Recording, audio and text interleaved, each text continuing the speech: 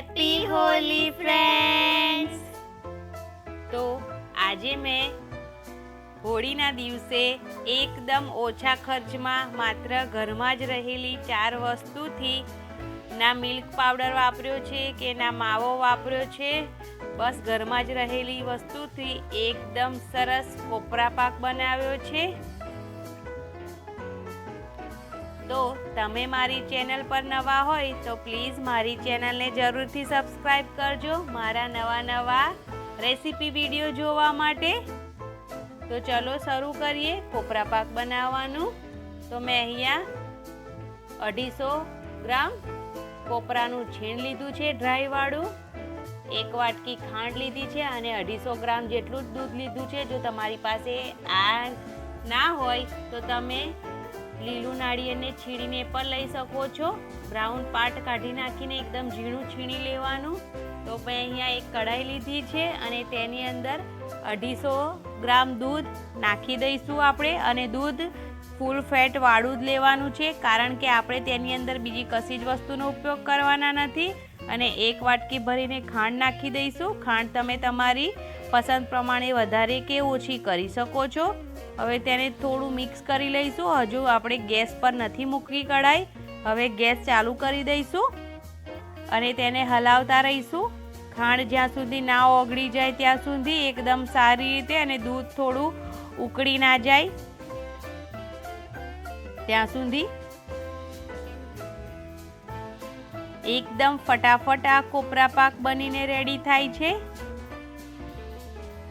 તમે સૂકા નાળિયેરના છીણમાંથી પણ બનાવી શકો છો અને લીલા નાળિયેરથી પણ બનાવી શકો છો। બસ તેને એકદમ નાનું ઝીણી રીતે છીણી નાખવાનું અને તેનો બ્રાઉન વાળો જે પાર્ટ હોય તેને કાઢી નાખવાનો। અને બસ આ જ રીતથી તમે એ પણ કોપરા પાક બનાવીને રેડી કરી શકો છો। તો એકદમ સારી રીતે હલાવતા રહેવાનું। ગેસની ફ્લેમ ફાસ્ટ જ છે।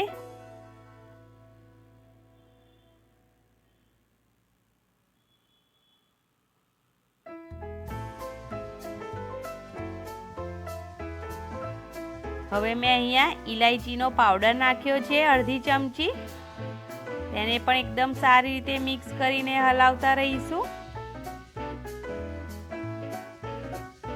એકદમ પાતળું દૂધ ના થઈ જાય મધ જેવું ત્યાં સુધી આપણે તેને હલાવતા રહેવાનું। અને ખાંડ પણ એકદમ સારી રીતે ઓગળી ના જાય ત્યાં સુધી। તો જોઈ શકો છો કે દૂધ એકદમ પાતળું થઈ ગયું છે। હવે તો તેની અંદર 250 ગ્રામ જે આપણે કોપરાનું છીણ લીધું છે તેને નાખી દઈશું અને એકદમ સારી રીતે મિક્સ કરી લઈશું। તેને પણ હલાવતા રહીશું જ્યાં સુધી દૂધ અને કોપરાનું છીણ બધું એક ના થઈ જાય ત્યાં સુધી તેને એકદમ સારી રીતે હલાવતા રહેવાનું।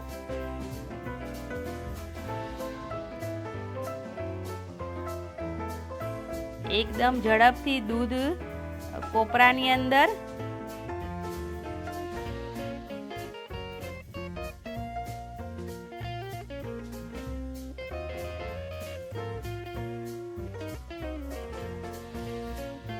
શોષાઈ જશે અને એકદમ ફટાફટ રેડી થઈ જશે।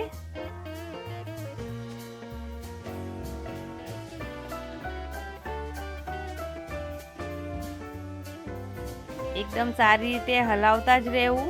જો તમે તેને છોડી દેશો તો નીચેથી ચોંટી જશે। અહીંયા મેં દૂધ ઉપર જામ થાય તે મલાઈ નાખી છે। તમારી પાસે જો મલાઈ ના હોય તો તમે અમૂલની ક્રીમ અથવા તો 1 ચમચી જેટલું ઘી નાખી શકો છો। તો બસ હવે રેડી થઈ ગયું છે। તો એકદમ ધીમા ગેસ પર કઢાઈ મૂકી રાખી અને 1 બીટનો ટુકડો લઈ લઈશું અને તેને એકદમ સારી રીતે છીણી લઈશું। છીણી અને તેનો રસ કાઢી આપણે એક બાઉલમાં લઈ લઈશું અને હવે કઢાઈમાંથી થોડો ભાગ અડધો બહાર કાઢી લઈશું આપણે એક બાઉલમાં અને અડધો ભાગ કઢાઈમાં જ રહેવા દઈશું। તો બસ બાઉલમાં કાઢી લીધો છે અને જે બાકીનો અડધો ભાગ બચ્યો છે તેની અંદર આપણે બીટનો જે રસ કાઢ્યો છે તેને નાખી દઈશું. ગેસની ફ્લેમ એકદમ ધીમી, થોડી ચાલુ જ છે. હવે એકદમ સારી રીતે મિક્સ કરી તેને થોડું 1 મિનિટ જેવું શેકી લઈશું. તો બસ હવે રેડી થઈ ગયો છે. તમે અહીંયા ગેસની ફ્લેમ બંધ કરી દીધી છે. એકદમ સરસ પિંક કલર આવી ગયો છે. તો બસ હવે આપણે એક થાળી લઈ તેને ઘીથી ગ્રીસ કરી લઈશું અને તેની અંદર જે પહેલા સફેદ કલરનો કોપરા પાક કાઢ્યો છે તેને નાખી દઈશું અને સારી રીતે ફેલાવી લઈશું.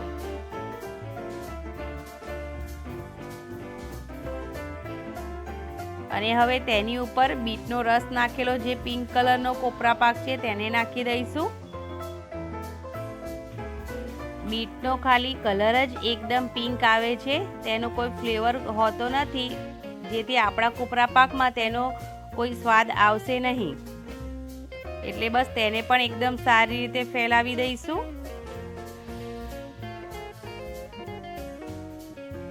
તમે અહીંયા હાથની પણ મદદ લઈ શકો છો. તો બસ એકદમ સારી રીતે ફેલાઈ ગયો છે કોપરા પાક અને મિક્સ પણ થઈ ગયો છે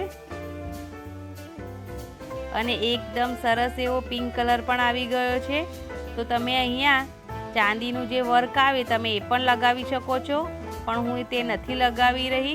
મેં અહીંયા થોડા પિસ્તાનું કતરણ અને થોડો બદામનો ભૂક્કો અને થોડો કાજુનો ભૂક્કો નાખ્યો છે.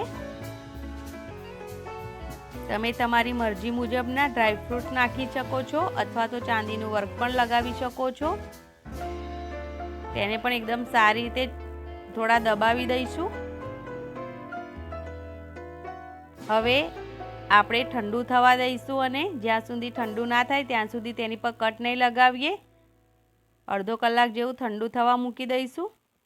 તો બસ હવે ઠંડુ થઈ ગયું છે તો તેની પર આપણે કટ લગાવી લઈશું.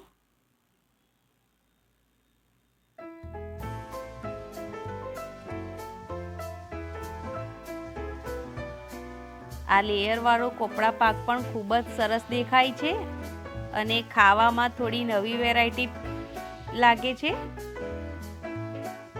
હોળી પર બનાવો તો બધાને ખૂબ જ પસંદ આવે. આપણે અહીંયા કલર માટે ફ્રૂટ કલરનો પણ ઉપયોગ નથી કર્યો, બીટ જ નાખ્યું છે. તો બસ આ રીતે ચોરસ યા તમને મનપસંદ તમે તમારા પ્રકારના કટ લગાવી શકો છો. તમારી પસંદની ડિઝાઇન પણ બનાવી શકો છો.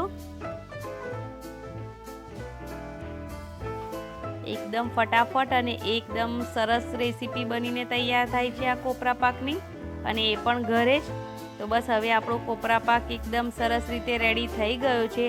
તો તમને જો મારી આ કોપરા પાકની રેસીપી પસંદ આવી હોય તો પ્લીઝ મારી ચેનલને જરૂરથી સબસ્ક્રાઈબ કરી અને મને જરૂરથી સપોર્ટ કરજો અને કોમેન્ટ કરીને જરૂર જણાવજો કે તમને મારી આ રેસીપી કેવી લાગી.